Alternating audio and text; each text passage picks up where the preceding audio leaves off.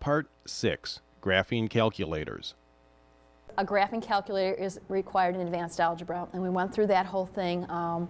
He had a calculator built into his Braille light and everything else, and that worked for some basic stuff, but for graphing, which they had to do on the graphing calculator obviously, and we knew it was going to be a problem, it wasn't going to work.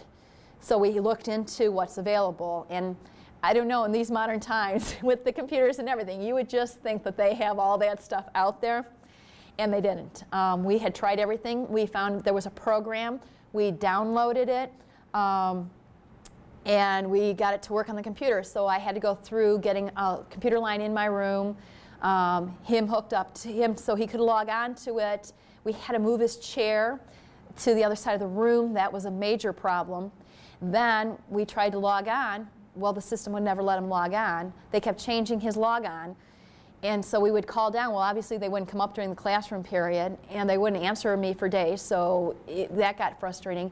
And then the program was, we were experimenting with the program, and it was hard because I had to give up time to do it. I had to meet with the itinerant to do it, so she knew what to do when I wasn't there.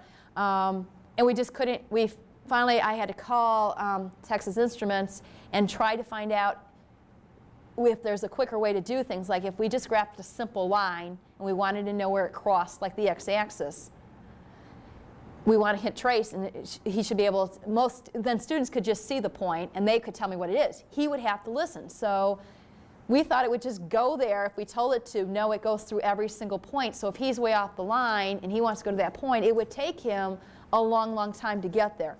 It just was not, at that point, convenient for us to even use it. So we got to the point where he would not actually be doing the graphing.